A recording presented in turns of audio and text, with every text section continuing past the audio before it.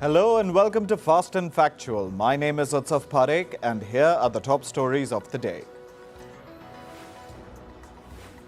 The United States has urged India to take Canada's allegations seriously. Canada alleges that India is involved in the killing of the Khalistani terrorist Hardeep Singh Nijjar.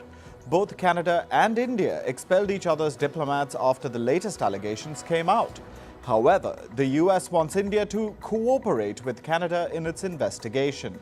Canada had named India's High Commissioner to Canada as a person of interest in the investigation pertaining to the killing of Nijjar. Jagmeet Singh, the leader of Canada's New Democratic Party, has called for strict action against India. He wants sanctions to be imposed on Indian diplomats and a ban on the RSS, the ideological mentor of India's ruling party, the BJP. Singh's remarks came amid the ongoing diplomatic row between India and Canada. Canada's Prime Minister, Justin Trudeau, has said that India made a quote-unquote fundamental error by supporting criminal acts on Canadian soil. India has dismissed the allegations, calling them a part of Trudeau's political agenda. India's main opposition party, the Indian National Congress, has urged Prime Minister Narendra Modi to take all political parties into confidence amid the worsening ties with Canada. The Congress has asked the Indian Prime Minister to hold a discussion on the matter. The party spokesperson Jairam Ramesh has called it an extremely sensitive issue. An Air India flight from Delhi to Chicago received a security threat yesterday. It made an emergency landing at Canada's Iqaluit Airport. Air India says that both passengers and the aircraft itself were re-screened. The airline added that it has been subject to a number of threats in recent days. The US has warned Israel that it may block military assistance. The US has told Israel to improve aid delivery in Gaza or it will stop sending military supplies. In a letter sent to Israel, the US highlighted several steps that should be implemented within 30 days. It has also told Israel to let at least 350 trucks of aid enter Gaza every day. Meanwhile, Israel launched fresh strikes at the southern part of Lebanon's capital, Beirut. This was after Israel's Prime Minister Benjamin Netanyahu rejected the idea of a ceasefire in Lebanon. He said that a ceasefire would leave Hezbollah at Israel's northern border. Netanyahu's remarks came even as the US criticized Israel over its actions in Lebanon and Gaza. Israel insists that there must be a buffer zone along Israel's border with Lebanon, with 0 Hezbollah fighters present. Hezbollah launched 50 rockets towards northern Israel earlier today. The rocket attack set off air raid sirens in the town of Safed and surrounding areas. In a statement, Hezbollah confirmed that it had launched a barrage of rockets towards northern Israel. The Israeli military says that some of the projectiles were intercepted. Iran's Foreign Minister Abbas Araghchi warned Israel of a regretful response if it retaliates to Iran's October 1st attack. Araghchi said this to the United Nations Secretary General Antonio Guterres during a phone call. Iran had fired about 200 missiles at Israel on October 1st. Since then, Israel has been planning its response. Israel's Defense Minister Yoav Gallant has vowed that Israel's response will be deadly. Italy's Prime Minister Giorgia Meloni has said that she will visit Lebanon on Friday.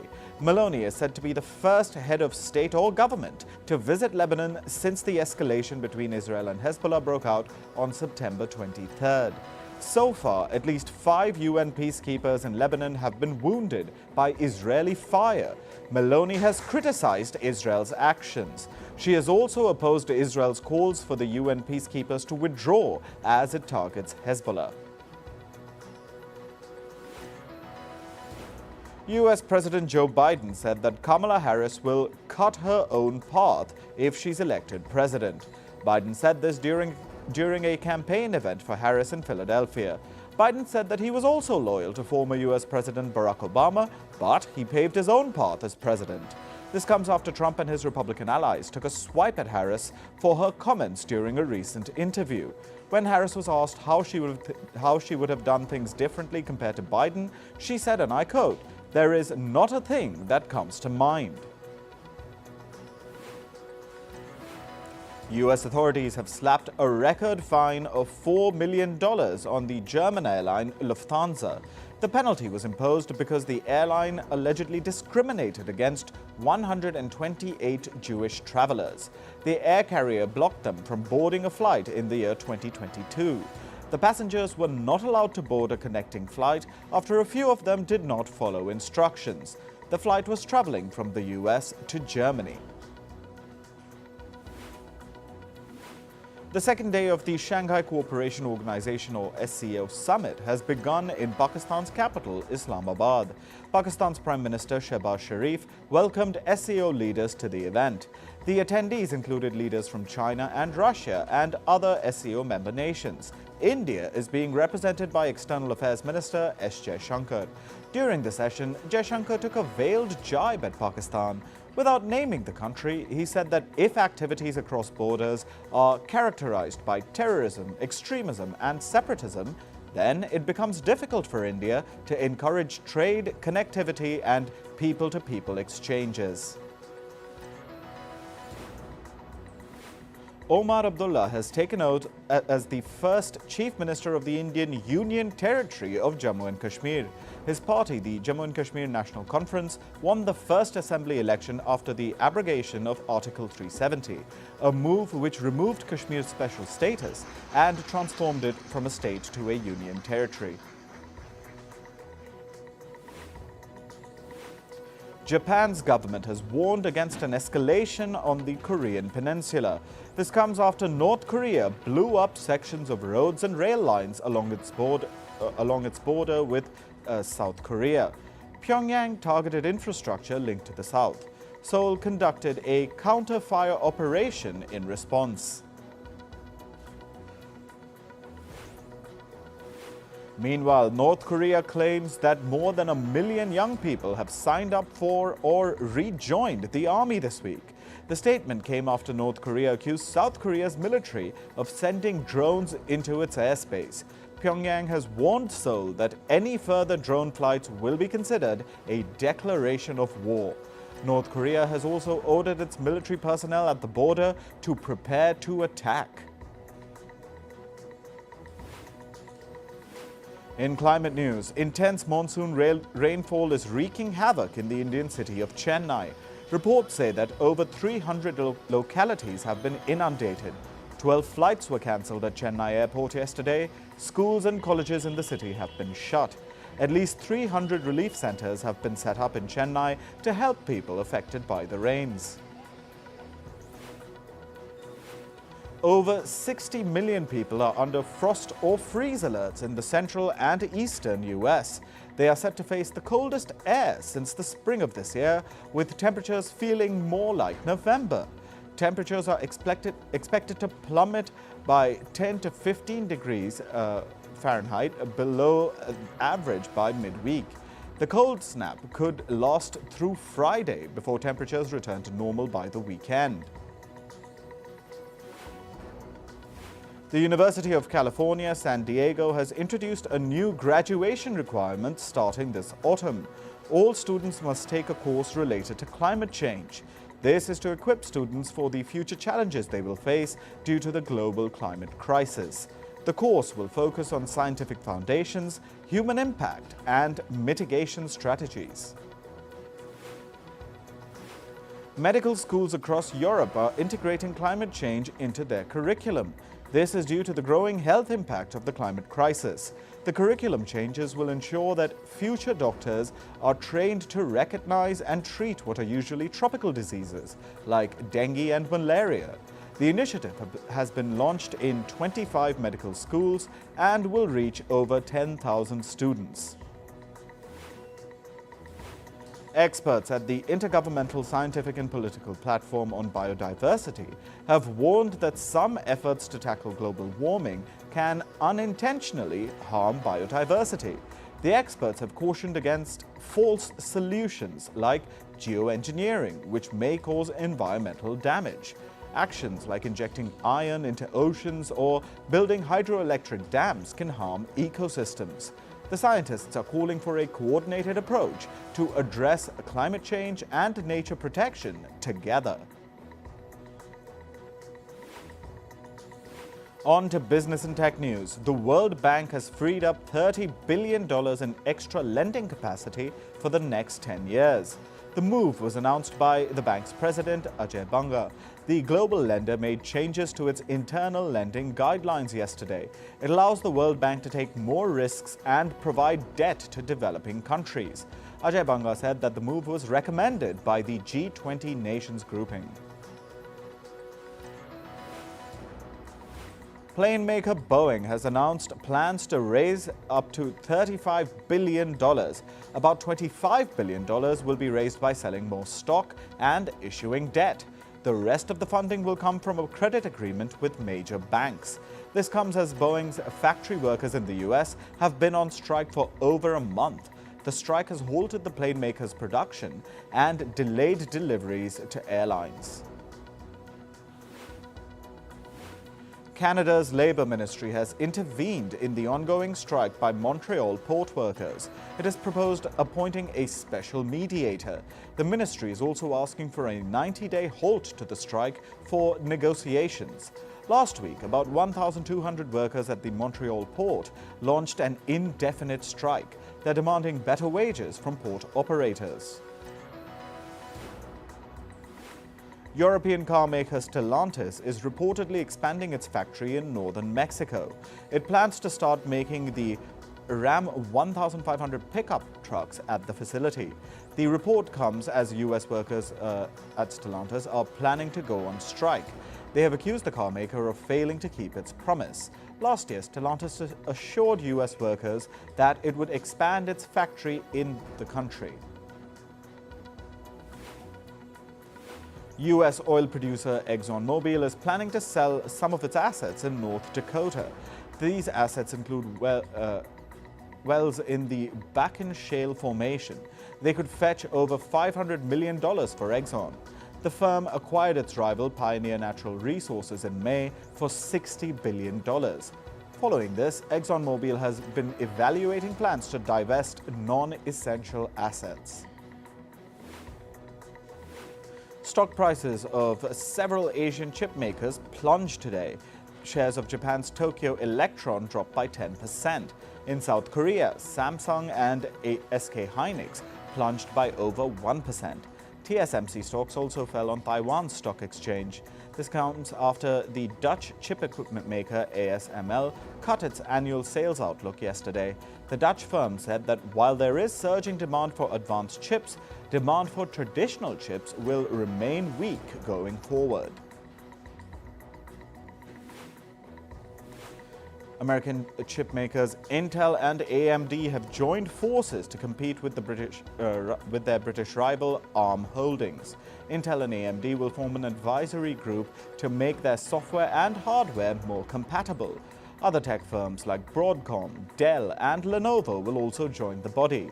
Both Intel and AMD make chips for computers and data centers using a 40-year-old technology called x86.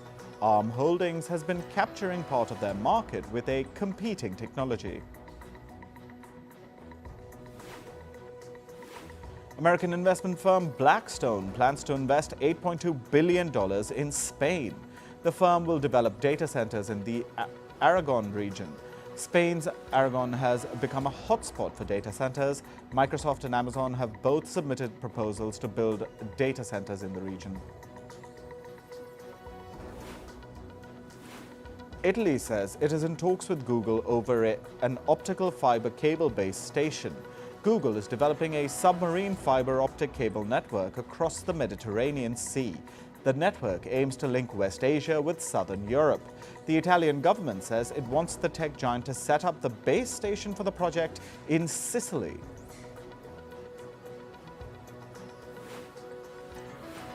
Apple has launched a new version of the iPad mini. The device comes with the iPhone maker's new A16 Pro chip. It also features Apple's new personal intelligence system called Apple Intelligence. The latest iPad mini provides better graphics and faster performance compared to older versions.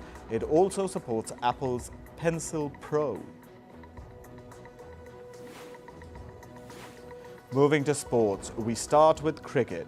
England have crashed out of the Women's T20 World Cup. The English women lost to the West Indies by 6 wickets yesterday in a group stage match. Batting first, England set West Indies a target of 142. The West Indies chased down the target in 18 overs. They will now play against New Zealand in the World Cup semi-finals. India's cricket board, the BCCI, is set to take a call on Harmanpreet Kaur's future as the women's team captain. According to reports, the board will decide if a new captain needs to be named. The development comes after India failed to reach the knockout stage of the ICC T20 Women's World Cup. Sri Lanka defeated the West Indies by 73 runs in the second T20 international match against the West Indies. Batting first, Sri Lanka made 162 runs. The West Indies were all out for 89 runs in 16.1 overs. With the win, Sri Lanka have now levelled the three-match series 1-1. Australia's Perth will host the first test of the 2025-26 Ashes series. For the last 40 years, Brisbane used to be the site for the Ashes opener, but this time the honour will be Perth's. The Ashes series between England and Australia is scheduled to begin on November 21st next year. In football, Argentina thrashed Bolivia 6-0 in a World Cup qualifier match. Lionel Messi from Argentina was the star of the game. He opened scoring in the 19th minute. Before half-time, goals from Lautaro Martinez and Julian Alvarez gave Argentina an unassailable 3-0 lead. Thiago Almada hit the back of the net again in the 69th minute, and Messi wrapped up the show by firing 2 more goals late in the game. Chelsea's former head coach, Thomas Tuchel, will be England's next manager. The German is set to become the 3rd foreign manager for the Three Lions. His stint with the England men's football team starts from 2025. He will assume his duties on January 1st. Tuchel replaces Gareth Southgate, who resigned in July.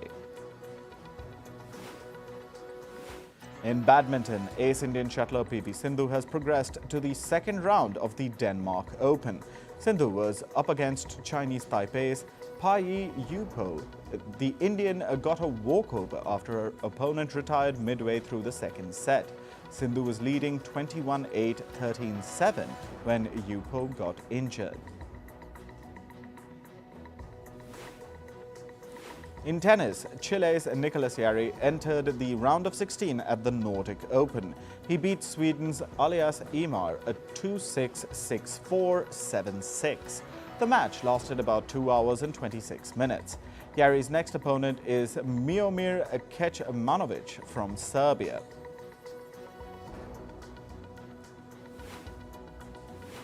In golf, England have appointed Martha Brass as the new chairperson. Brass will be the first female chair of England Golf. She previously served as an independent director of the country's golf board. Brass will succeed Ian Patterson as England Golf chair.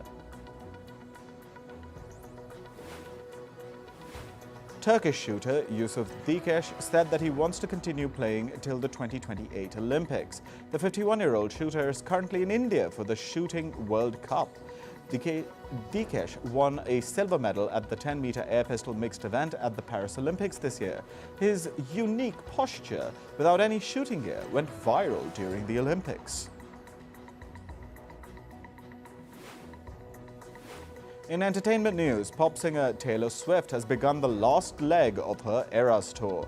She took to social media and stated that this tour has been the most wondrous experience of her life. The tour will conclude in Vancouver on December 8th. She also announced that she will be releasing the Tortured Poets Department, the anthology, on vinyl and CD. Meanwhile, Taylor Swift announced that after wrapping up her Eras tour, she will write a book. The 256-page book will be about her list of accomplishments. It'll also have never-before-seen photos of her tour. Swift announced this on the Good Morning America show. Singer Nick Jonas abruptly left his concert midway in Prague. This happened after a person from the crowd aimed a laser at his head. His brothers, Kevin and Joe Jonas, continued with their performance as they didn't know what happened. The person with the laser was later removed from the venue.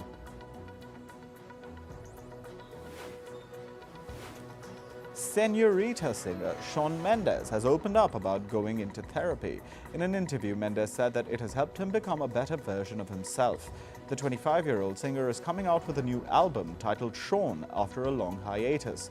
The Canadian star said that working on this album has allowed him to return the most to himself. The music memorabilia owned by megastars like Michael Jackson and Jimi Hendrix are going under the hammer. The auction will have over 350 items and it's scheduled for November. The souvenirs are expected to raise nearly $2 million. Items like jackets owned by Jackson and Hendrix's unreleased demo recordings are on the list. South Korean singer Hani has testified in the country's parliament on workplace bullying and artist treatment in the K-pop industry. She said that executives at the label Ardor undermined and isolated her. Hani also revealed that her manager instructed artists to ignore her. According to reports, Warner Bros. Is set to lose nearly $200 million because of Joker Folie à Deux's bad performance at the box office. So far, the film has only managed to earn about $162 million globally. In contrast, the film was made at a cost of approximately $200 million. Reports say that the movie needs $375 million to break even. Crypto the Superdog will star in James Gunn's Superman. Gunn revealed that the character has been inspired by his dog, Ozu, who he adopted after he began writing Superman. Crypto previously appeared in DC's animated films, but this will be the first live-action drama. The Superdog will then be moved to Supergirl Woman of Tomorrow. The actor Al Pacino has said that he missed an Oscar award for his film Scarface. He said in an interview that the Academy completely snubbed the film. Al Pacino said that even a nomination would have been nice. Scarface is very close to his heart, Al Pacino says.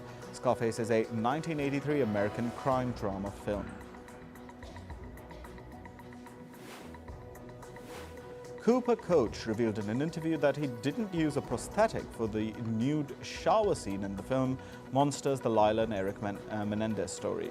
He stated that he went completely nude for the scene without adding anything extra to his body. The film is about the infamous Menendez brothers who were convicted for killing their parents in 1989.